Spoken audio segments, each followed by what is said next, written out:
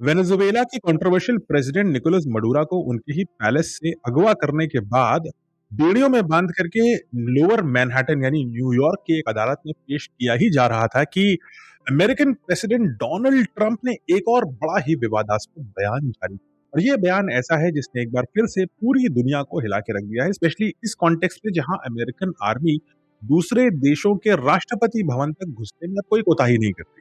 Donald Trump ने साफ शब्दों में कहा कि अब यूनाइटेड स्टेट्स ऑफ अमेरिका को ग्रीनलैंड चाहिए। I will say this about Greenland. We need Greenland from a national security situation.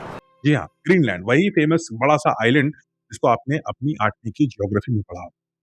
और ये कोई ऑफ हैंड कमेंट नहीं। ट्रंप ने यह बयान एयरफोर्स वन से एड्रेस करते हुए प्रेस रिपोर्टर्स को दिया। एयरफोर्स वन अमेरिका के राष्ट्रपति का आधिकारिक विमान।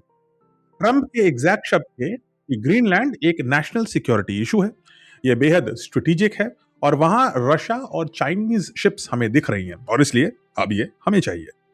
अब याद रखिए कि ग्रीनलैंड कोई इंडिपेंडेंट कंट्री नहीं है। ग्रीनलैंड का क्षेत्र डेनमार्क का एक सेमी ऑटोनोमस रीजन है और डेनमार्क इंटरेस्टिंगली नेटो और यूरोपियन यूनियन दोनों का मेंबर है।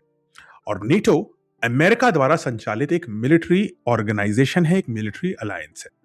इंटरेस्टिंग बात यह है कि नेटो के चार्टर का जो सबसे इंपॉर्टेंट पॉइंट है वो ये है कि अगर नेटो के किसी भी एक मेंबर कंट्री पे कोई दूसरा देश हमला करता है तो ये माना जाएगा कि उसने सारे के सारे नेटो मेंबर्स पर हमला कर दिया है और सब मिलकर उस हमलावर से निपट सकते हैं। अब प्रॉब्लम यह है कि यहां पर अमेरिका ही नेटो का संचालन कर रहा है और जो देश ग्रीनलैंड को कंट्रोल करता है वो देश भी एक नेटो का मेंबर है। तो ग्रीनलैंड पर अगर अमेरिका मिलिट्री कार्रवाई करता है तो ये एक तरह का सर्कुलर लूप होगा, क्योंकि अमेरिका जो अटैकर है वही डिफेंड करने के लिए भी बाध्य होगा एज पर नेटो चार्टर। यानी कि अगर ग्रीनलैंड के ऊपर कोई भी मिलिट्री कार्यवाही होती है तो शायद ये नेटो का अंत होगा।